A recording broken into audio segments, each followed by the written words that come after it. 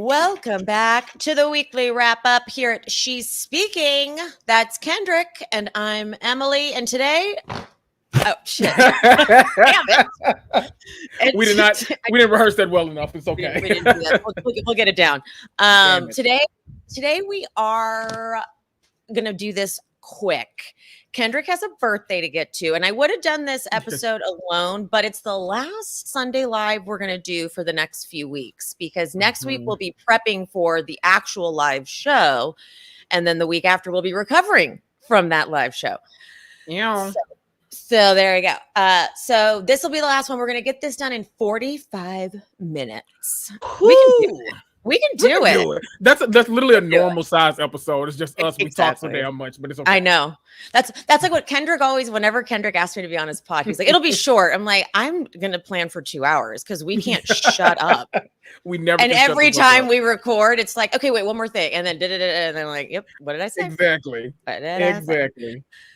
Okay. First things first, though, justice for Jordan Biles. I'm so devastated that they're stripping her of her bronze. Oh, wait. Jordan, what's her last name? Oh, sure. Oh, what did I call her? Biles. Oh, my God. That's so fucked up of me. I know. Why am I blanking? Why can't I remember her name? Hold on. I know I've been ranting about this. Chiles. Oh, Jesus. Chiles. Like once I said it, I couldn't undo it. Once I said it, my brain was like, "That's all you have." Chiles, exactly. Jordan Chiles. I'll edit that for the people who get a replay. Okay. But that is so fucked up. Stripping her of her bronze. I'm so glad her sister has been going the fuck off online because like Jordan knew that she couldn't do it. She has a little image to maintain, but her sister's like, well, listen, I work up the street. I ain't got an image to obtain for nobody. And she has been going off, and I'm so glad because she's calling out all this bullshit. There is no reason. Literally cheating and like performance enhancement, like those are the kind of things that get your like medal snatched back. Y'all to review the footage and be like, oh, you're right, we fucked up, and then to review it again, like, oh yeah, we fucked up when we fucked up. It's like, like that doesn't make any sense. No sense. So stupid. So I feel really, and Jordan is rightfully taking a break from social media because I always forget that people are racist. I always forget that. And so she's like, I'm dealing with that now. So, and they had, it was so sad because that iconic moment of them bowing down at the podium. It's like that now doesn't, it's still great, but it's like, oh. Right. Jesus, like no shade to the Romanians out there, but get the fuck out of here, Romania. Like, stop it. I feel so bad. Okay, but in lighter news, well, I don't know if it's lighter news. Marcus Jordan was busted doing coke. But okay, the reason I laugh is because there's no denying what he's doing in the picture. Like when I saw the photos, I was like, oh my God, it's not like so often when you get a picture of a celebrity doing blow, it's something that they could be like kind of maybe doing. And it's like, well, maybe that's what there's no doubt. Oh no. What he's it is. Literally like he's sticking it in the thing and he's putting it in his nose. It's like I don't even know what it looked like. He had like I don't want to say like a Coke instrument. Like he got it from Coca-Cola or something. Like it was a little spoon, like for tea time. Like it was just. I was like, that just proves that Kendrick has never done Coke. Yeah, I have not. No, never. Clearly, never. Yes, no. That's what the fancy people do. They have a little. Oh, it looks like a little caviar spoon. That's my ignorance. I'm like, oh, is that a little caviar spoon? That's so cute. That is so much classier than what it really is, too. That's so good. I need to get out more. Okay. No, I think that's better. No one needs to know about these drugs. Okay, kids don't do them. They're stupid. I've told you though, in college, every time I got offered, I was like, ah, and I like ran away. I was like, no, thank you, no, thank you. Your mom was like, that's my boy, good boy. No, they chased me. No. Meanwhile, I was calling my dad when I was in college, going, hey, Dad, do you think I could handle doing acid? And he literally went, no, you'll freak out. I was like, okay. That's a good dad, though. That's a good dad, though. He told you. He's like, no, that's not your lane. Sticks over here, like the 1, 2, and 3. Don't go 4, 5, 6. Like, no. Because the first time, the first call, I was like, can I do shrooms? And he was like, yeah, you could probably do shrooms. He goes, I thought it was a trick question. He's like, do you smoke cigarettes? And I was like, no. And he was like, well, no. If you smoke cigarettes, you're going to want all your cigarettes. Cause it's, I don't know, something about it. I can't remember why he said that. That has to be, yeah. Like makes you want to keep doing it. And then I called him the next time to be like, can I do acid? And he was like, no. And so I literally walked out of wherever I was talking to my dad and went, guys, I can't do it. My dad says I can't do it. Like, so does mine. Like, what are you talking about? No one's dad says. I'm like, no, I trust that he knows. I wouldn't believe it. Well. I believe my dad, God rest his soul. I really believe that I could have called my dad and asked him too, and he would have been like, "Nah, that's not for you." But I literally wouldn't call him for anything. I'm just like, "Nope, I'm scaredy cat. Won't do it." I would be the one that got like something mixed in mine, and then just I know my luck, so I've never tried to test it before. Well, speaking of with Coke nowadays, it's so notoriously deadly because of the damn fentanyl. And so that's why I just am shocked anyone does it. It's too scary to me. But I guess if you've got a guy and rich people have a person usually. When I worked at Soho House in West Hollywood, sometimes you'd find baggies on the ground because they'd slip out of people's pockets. And it was like the known secret. If you ever found Coke at Soho House, it was going to be really good. Because it was like rich people. Yeah. One time a girl was in the stall before me, and I went in after and saw that she had left the little bag. And I was like, "Ooh, I'm gonna do her a solid." And so I ran after her and was really stealth. I was like, "Girl, I think you left this in the bathroom." And she was like, "Oh, keep it. Thank you so much, but keep it. That was so cool of you." And I was like, guys, we have the good Coke. How not that? Now that is proper drugs etiquette. I feel that is very nice of her. That's like it really was. I love like when I was a kid, I would like find a 20 on the ground. And I'd be like, "Here, sir." He's like, "You know what? You keep a 5." I'm like, "Oh my god, oh my god, totally." So Marcus, there's just no denying what it was.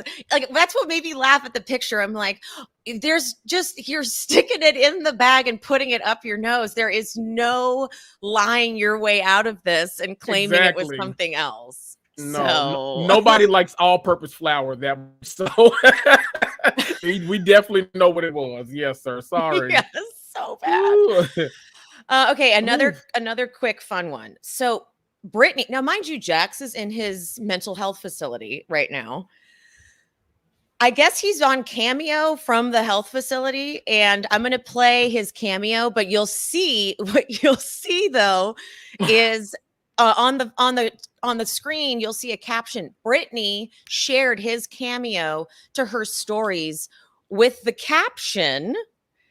Hold on. I'm just going to play it. Here we go. I'm just going to play it. Now on Cameo. So hit me up. I'd love to help you guys out. And also, you're helping me out because I'll be donating my money to cancer research, actually esophageal cancer, because obviously that is near and dear to my heart. So hit me up. I'd love to shoot you a message. Have a great day, guys. Can you guys read what's on that screen?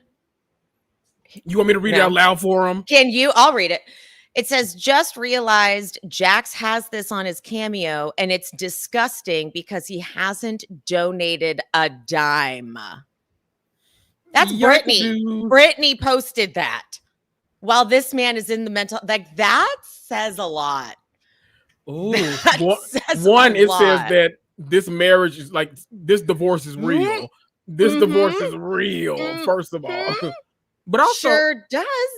He looks a little too comfy for whatever kind of facility he's supposed to be in right now. Like, what you doing?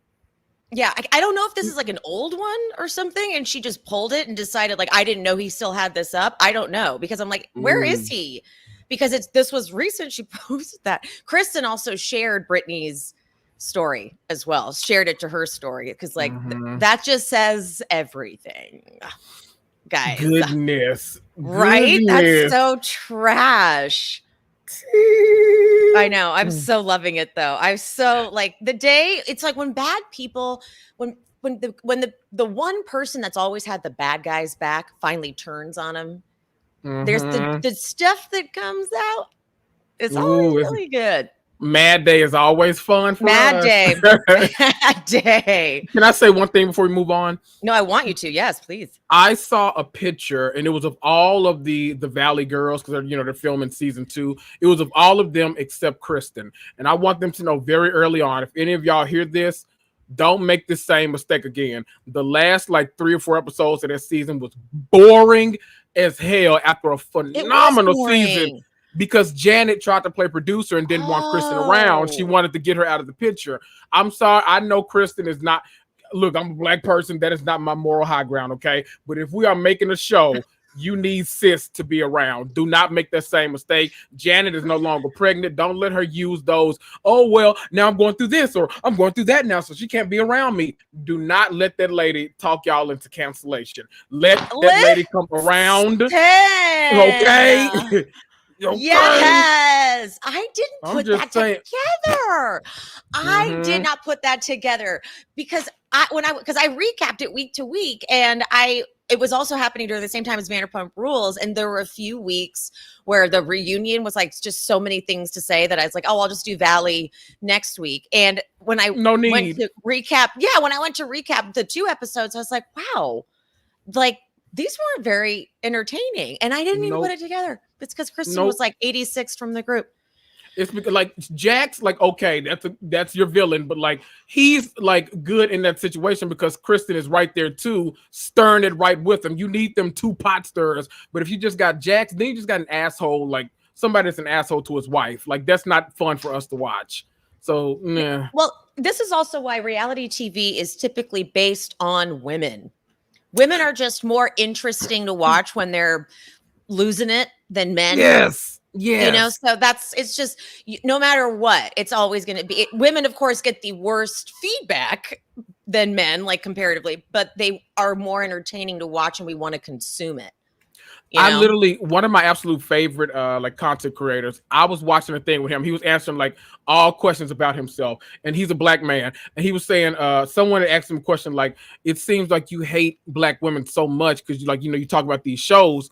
And he was like, I get that a lot. And I get it because I talk about shows where almost it's exclusively black women on the cast. He said, if you can show me one show where it is fun to watch and it's actually successful that has an all-male cast, then I will definitely watch it. But until that day, I'm just watching the stuff that y'all want me to watch. And I'm like, that's fair because there is no show where we're watching for the men because what do they do? If you get a good group of husbands to back up the wives, then that's great. But otherwise, we're not just watching Fred and Rico, go to the store. And, no, what we watching?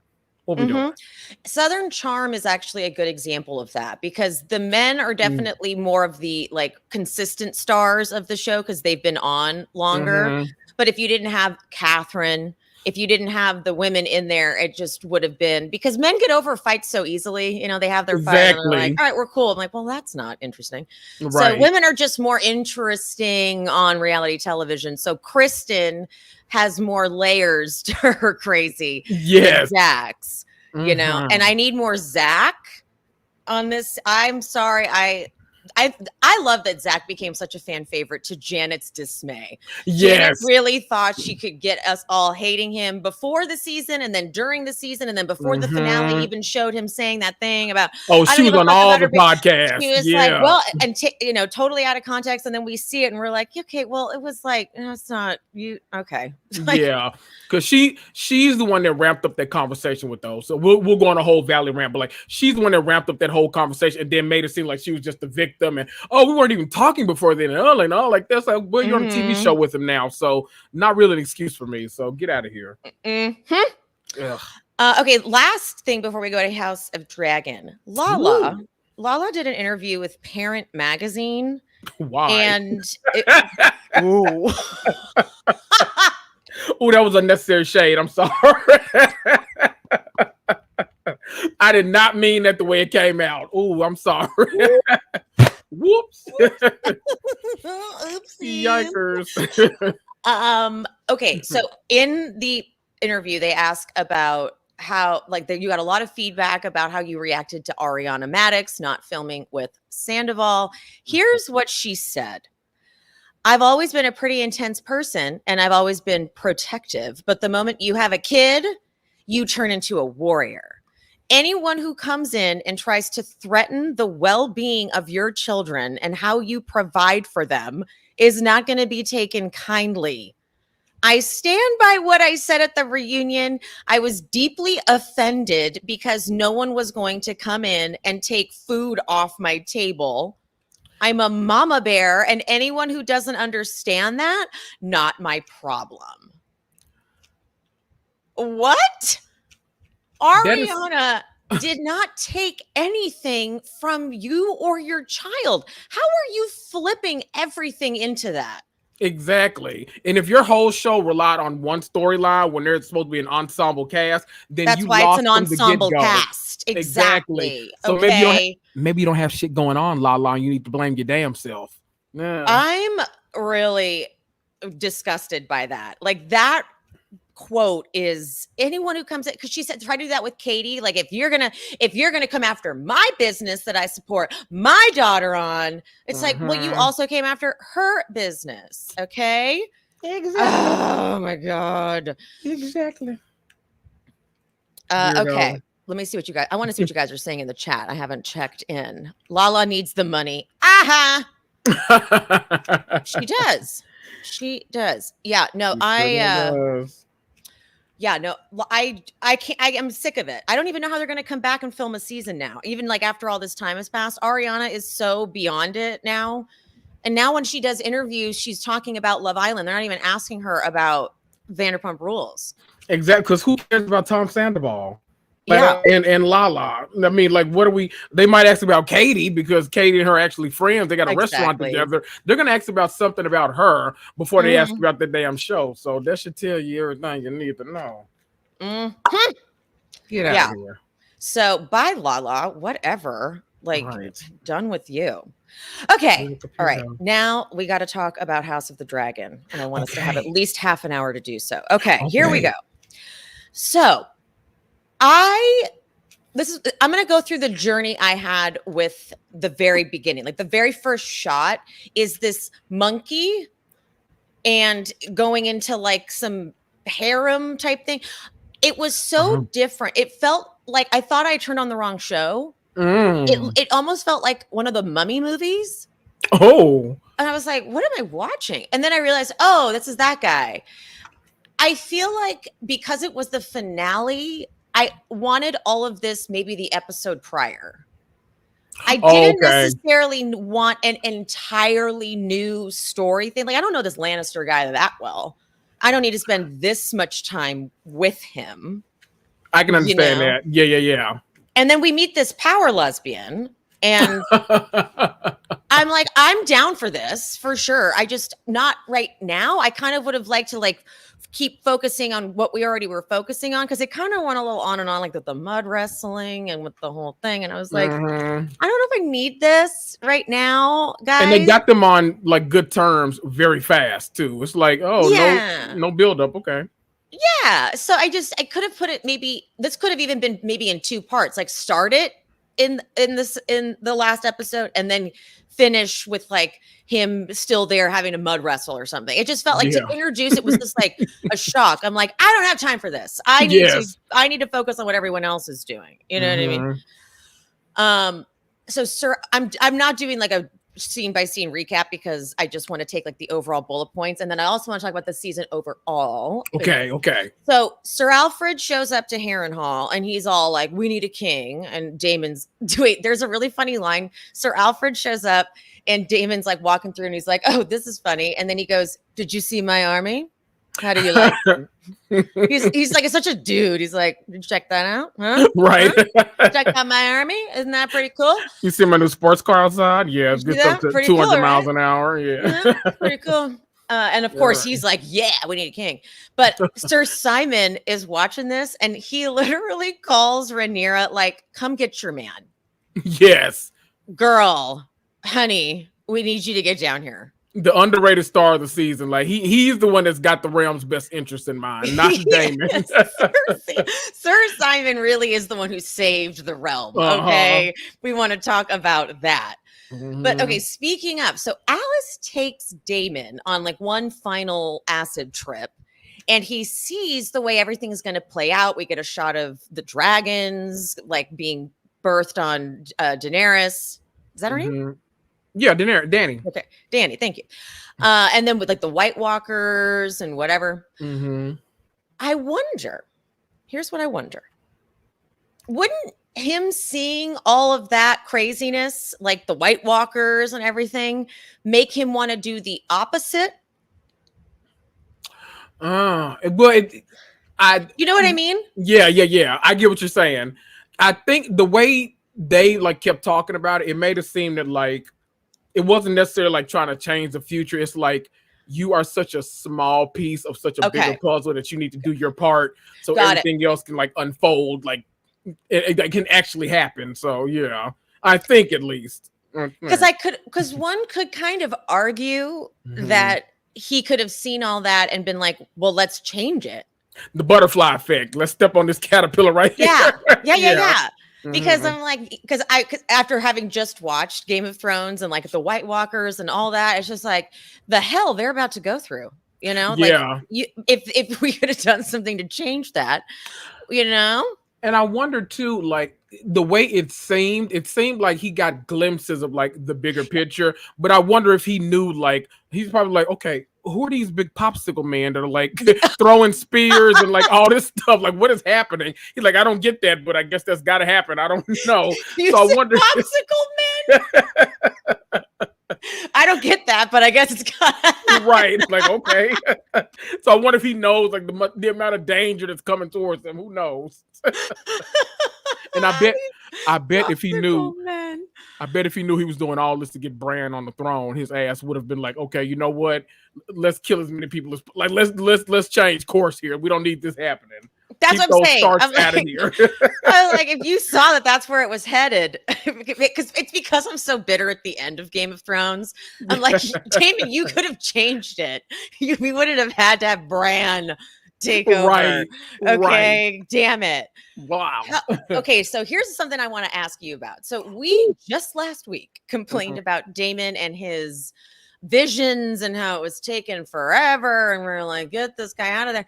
Only to have him do this amazing, which I didn't know where it was going, to see him bend the knee to Rhaenyra, that amazing monologue. You get to see their chemistry again. We haven't seen it for a minute, and you just see their chemistry and how sexy they were. And I'm like, yes, I forgot about that. Sir Simon clapping in the background.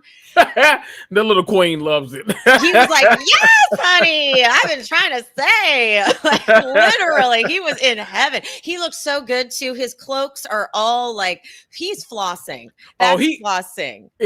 Like he comes dripped out in Dior and Gucci every episode. Like he's doing it. Yeah. Okay. He's like, this castle may be falling apart, but I'm not. Okay. I'm not about to. So it made me wonder if they hadn't taken their time with Damon, if the impact wouldn't have been as great. What do you think about that? I wondered that, because it did make me a little frustrated too, though, because the end, like, it made it seem like, okay, well, why couldn't sis like do this to him like a few episodes ago? Like, because it seemed like she was the one that had the impact almost. It's like, well, why has he got to do all this spooky shit? You're like, why are you having him go through all the? Okay, so you still feel like it was a little unnecessary. It felt a lot like maybe if it was like half the season, then I would have like enjoyed. Okay. I don't know. It felt like each episode, because like, you know, Damon went from being like one of my favorite characters last season to this season being like, okay, like, can we get to the next scene? Like, I'm kind of like, love we get a Daenerys, you know, cameo. Love we get young Rhaenyra. Like, love that you're, you know, going through your little Oedipus phase, like whatever. Like, love all of that, but like, let's speed this along. Let's get to where we need to go, you know. But I get what you're saying though. It did make that moment feel bigger. Like, it made the finale for Damon like a lot more stakes. So I get that part. So like, looking back at it, I'm like, okay, like I get it, but you know, if I have to rewatch, if I rewatch the season, which I probably will before next season, then I'm like, oh God, still I gotta sit through him. You know what? I think I'm gonna go. I do agree with what you're saying. We didn't get a chance to really enjoy Damon. Yeah, the whole that's my issue. Yeah.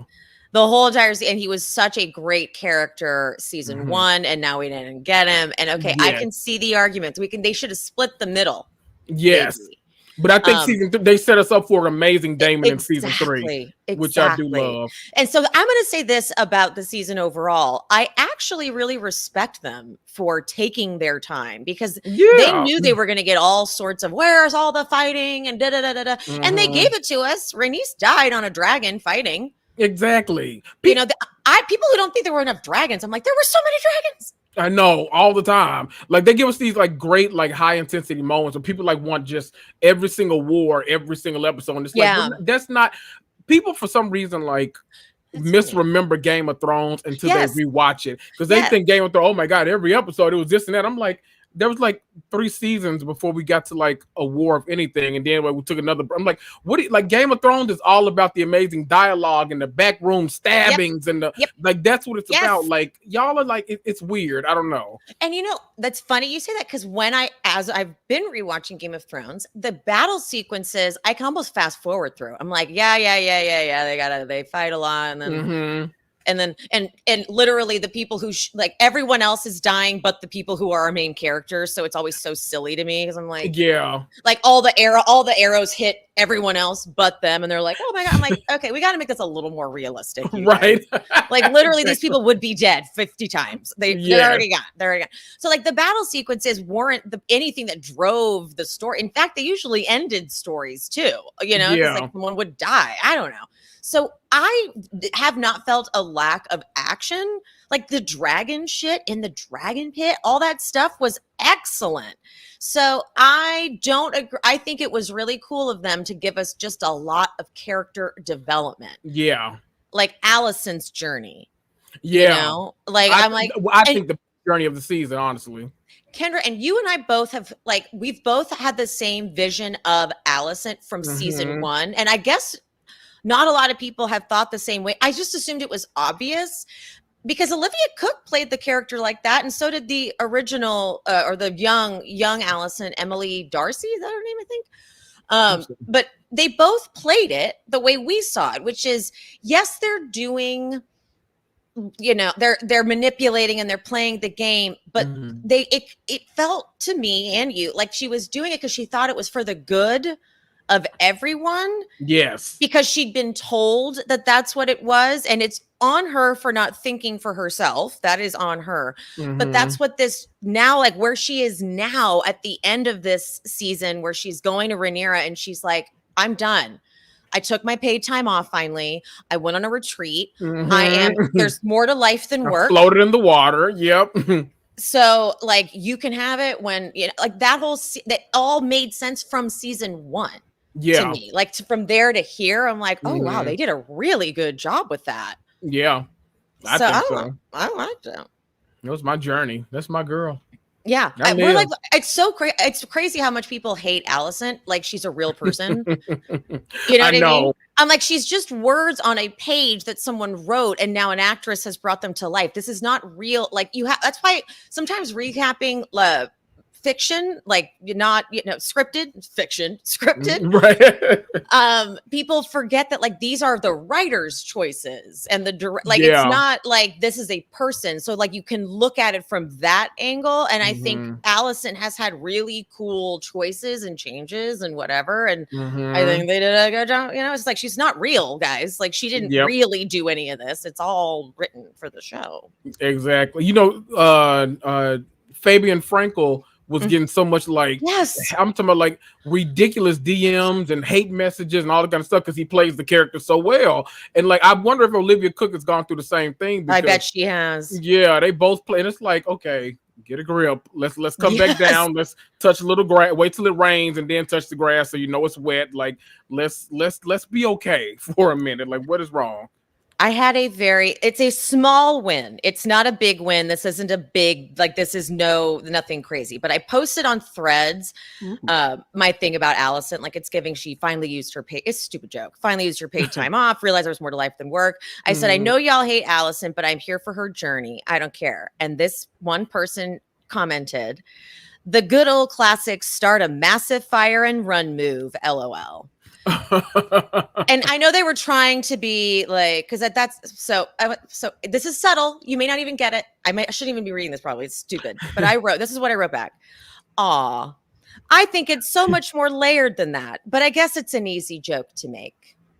Ooh. I know.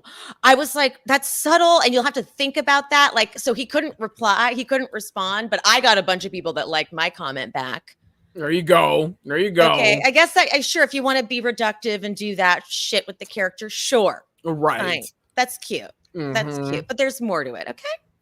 I love it. But her and like the one person that's like not changed this season has been Eamon, who's just like evil for evil's sake. But like literally everyone around him, because of his evilness, has like been very affected. Literally everyone around him has been so affected by everything. And it's like Allison has like gone, she's like, okay, that's being weird. I need to protect the one child that's here that, you know, I love. One's burned up to hell. I don't know what's going to happen with him. You know, I need to figure out something now. Like maybe Rhaenyra was right. One of them is laying in a bed. He's like, okay, I relate to Larys more than anyone in life. That hate that for me. So it's like, you know, like literally everyone around me. Everyone, like Kristen Cole is realizing he backed the wrong brother, and it's like, oh shit, like, oh dear, because he got poetic as hell in the finale, and it's like, oh, where did that come from? Okay, I was just about to bring that up. I was so glad they gave us that. Like Sir Chris, like that character needed that. Yeah. We needed to get something from him because we just got coldness, and it was being played so well. You wanted to punch him. You were like, you little fucker. So to have him say she saved my life twice in this whole moment, I'm like, oh, and I love him holding her little handkerchief and like smelling it. I'm like, her brother's right there. And so when he was like, excuse me, I was like, yeah, fair, dude. What is he doing? Like, put it away right now. Smelling like the titty stained napkin. I'm like, her brother's Gawain is right there, dude. God, Gawain. Every time you say that name, my God. Gawain. There's no way to say it without sounding like it's an insulting name. Gawain. Gawain. Gawain. Okay, Larys convinces Aegon to flee. And he's like, we'll return after the battle. And the way he gets Aegon is by being like, they'll call you Aegon the Victorious, Aegon the Peacemaker. And he's like, Aegon the Realm's Delight. I didn't realize that. I forgot that was Rhaenyra's thing. And so I was like, wait, what's that about? And people were like, oh, because he's so basically... to sum it up, he's so petty, and he wants to be Viserys's favorite. So he's like, I'm going to be the realm's delight. I'm like, even in all his burned up and everything, he's still like, I will get back at that bitch. Okay. Honestly, I think it's because that boy was like so wanting his dad's approval and would not get it. And I think he was just, Viserys did all of this. He literally he's like, you know what? I'm putting her in charge. Y'all go to hell. I don't give a damn. Like, she deserves it. That's my firstborn, and I don't care what happens to the rest of y'all. And like, none of his other children got love, and they're all just sitting back like, man, I wish I was Rhaenyra. She's so cool. Oh, right. She gets to hunch on anyone. They all hump on whoever the hell they want to. So yeah, exactly. Like, we're above the moral high ground. Okay, yeah, we're above that. That was a really good line in that scene with Alicent and Rhaenyra, where when Alicent says something about a lover, Rhaenyra's like, oh, look at you, took a lover, huh? Alicent's like, don't, you've done it too. And she's like, yeah, but I don't make my whole thing like I'm the moral high ground, right? Right. But exactly. It was, that scene was acting. It was really good. She didn't tell her who it was though, because then she's like, "Oh, and now you got my sloppy seconds. You're nasty. Okay, you're nasty, girl. All right. Yucko. Allison too, she's like, oh, what'll happen is the guys will go to war. I'll open the gates. You'll just walk right in. You'll take the throne. And Rhaenyra's like, girl, you know how this goes. I have to literally like behead your son and have it on a spike. So choose which son. I think everyone was like, amen. Right. Easy, really easy. Amen. Get him out of here. No, get him out of here. You gotta go. Okay, it's gonna definitely be Aemon. I'm like, Allison, don't act like it's a hard choice. Right. Right. Don't worry. It's Aemon. It's Aemon. Go ahead. Just get him while he's in there doing his Dominican blowout, or straightening or doing his Kamala press. Get him while he's doing that hair. Flat iron. Yes. Damn. Going all straight to the end. Bone straight. Bone straight. And he's all, let's go burn down a village because I'm pissed. Because like that, they just had to make Aemon even more evil. Like for literally no fucking reason, he goes and burns down right at the top of the episode. There's this village he's decided to burn down for funsies. It's like, Jesus, bro. Like calm down, dude. We gotta get you out of here. Yeah. Okay, so the dragon riders are now in whatever the Black Council, whatever. They're in that they're in the castle. They're in Rhaenyra's. They're in Dragonstone. That the Ulf guy, he's kind of getting on my nerves. Oh, definitely getting on mine. Yeah. Is this how it was written? I'm sure it was written like this, but I'm like, does he need to be this rude? Don't they know a little bit? Like, and I'm like, Jace really drives me crazy, a little brat, but like, even I was like, you show some respect. Yeah. He's that person that you can't give power to. He's like, he got a little bit of something. He's like, you give him an inch and he's taking a mile. Now he wants to be treated like he's the realm's savior. And we don't even know if you can really ride this dragon yet. So like, calm down. It's been 2 days. Calm down. Exactly. The ego is way too much for someone who's brand new here. Oh, also Otto, we see in that last montage, Otto is in jail. So I was told, and I thought this made sense, that it was Larys who did it because Larys wanted to keep him from being hand of the king. But then a bunch of people who are way smarter than me were saying that it's some other family, like the Beesburys or the Bees something. And when they say things like that, I'm like, now I don't know what the fuck you're talking about. Exactly. I'm just here for the ride. Like, okay. I'm like, now who the hell? If I haven't seen them on the screen and they've just talked about them, there is no way I'm going to even remember them. Nope, don't exist. Nor how they connect to this story whatsoever. So I don't know. Oh, exactly. Anyway, let me ask you then. What would you rate the season? What were your thoughts overall? What would you say about the finale? Okay. I'll let you just your thoughts on it. Okay. So I was not like the majority. I really enjoyed the finale was one of my favorite episodes of the season. And I actually thought it was a perfect way to end the season. Like I wasn't expecting like a war to start in the last step. I was expecting like us. Yeah, you and I both said that. Yeah, we were like, there's not going to be a battle. No, I was expecting like build up for season 3. So now it looks like season 3 is going to be all like, we got our army, we got some new dragon riders, we got some shady characters on those dragons. We got some things going on. So I was expecting a lot of build up, and I like the way that the episode progressed. I liked everything from, Allison and Rhaenyra's conversation to I loved the moment between Helena and Aemon. I think that was my favorite episode. That was in the finale, right? That was. Yes, it was. Okay. Helena really makes big appearances in the finale. Yeah. Yes, that was my favorite moment of the episode because I don't think we've ever seen Aemon so like noticeably shaken before, because he knows that like it'd be one thing if just like, that's crazy Uncle Larry talking again. He knows Helena and her visions, like they come true. Like when she says it, she means it. So so you're I think he was shaken, and I love Helena. She plays that character so good that I love her getting like a lot of screen time. So I was actually really happy with the finale. I probably rate the finale higher than most people. The season overall, I think I give it I was happy with. I give it an 8. Ooh, Which I I love think is a that. great score. Yeah, I give it an 8. I really enjoyed the season.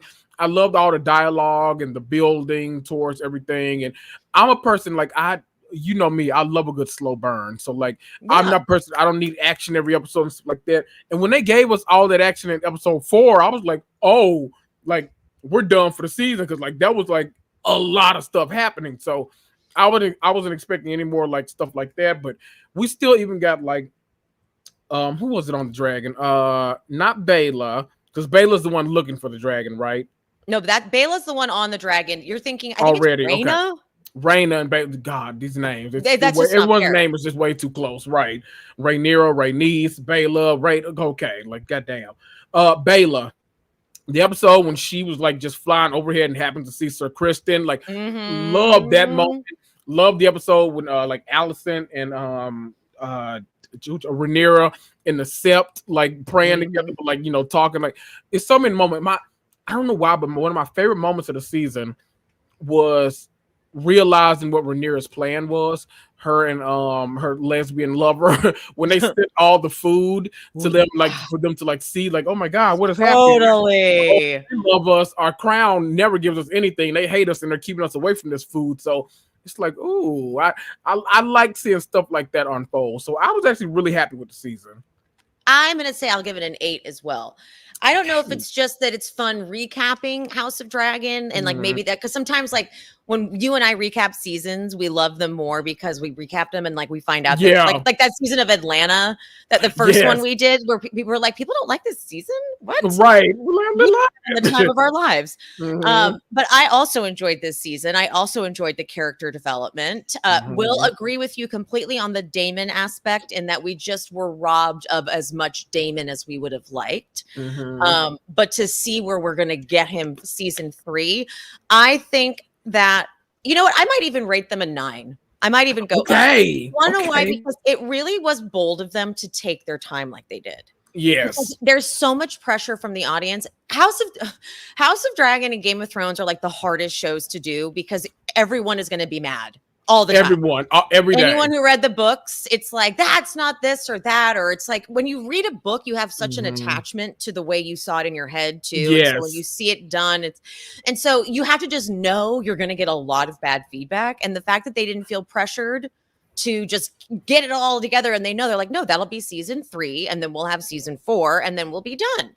So let's just take our time with these characters, which is really rare that you get so much character development.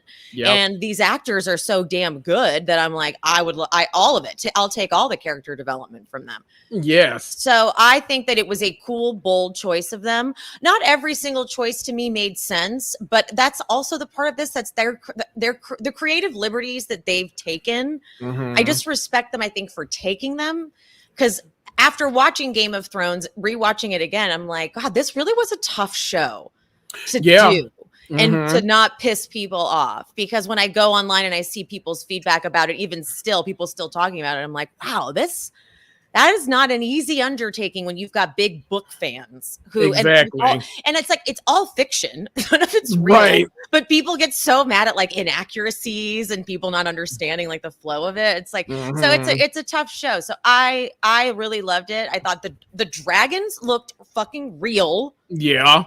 Okay, I literally had to tell myself they're not real. There are no such things as dragons, and so we got so much action. I thought it was a beautiful, gorgeous show. I was into it. Let me ask you, what are your hopes for season 3?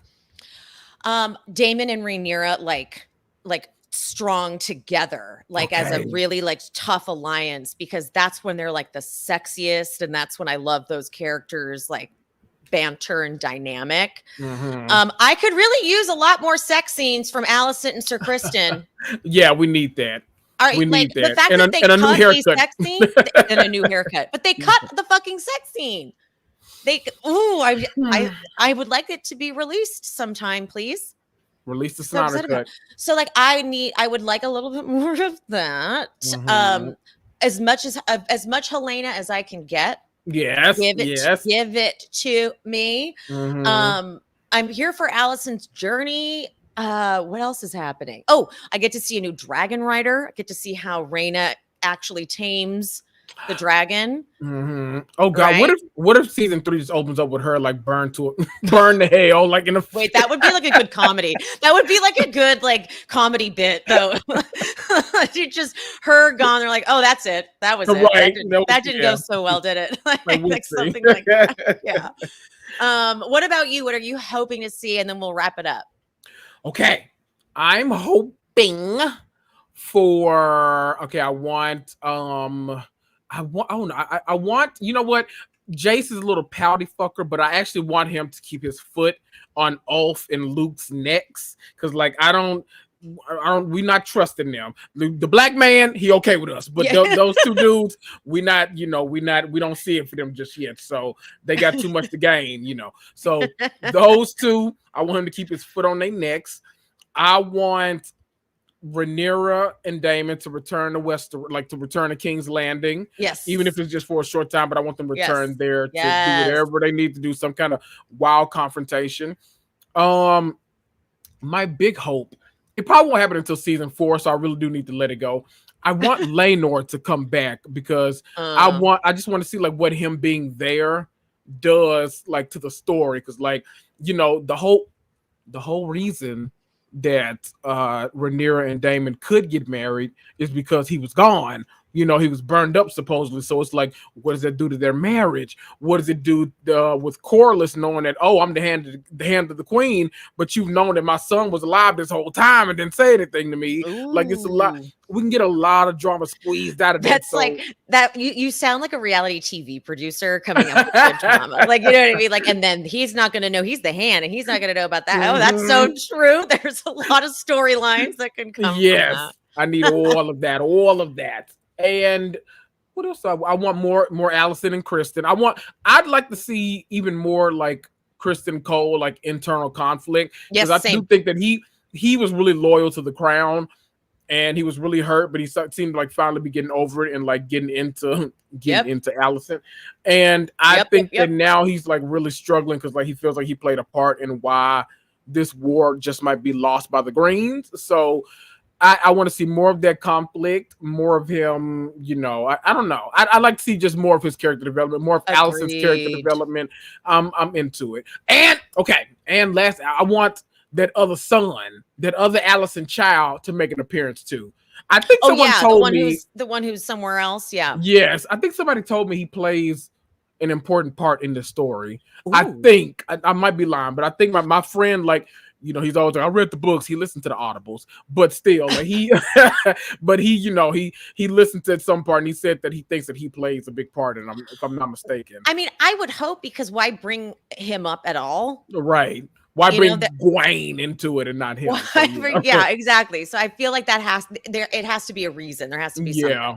And you know how when they show like a recap, like if you're watching a full season of something and you see the recap for that episode is something from like episode 1 that didn't technically happen, you're like, okay, so that's going to be tied in to this episode. Yes. You know what I mean? When they show that to you, like it'll be something like that. Like they'll show Alicent talking about the son and be like, okay, so he's going to be here at this episode. Okay, cool. Yes. Okay, we did it. We got through it. Woo!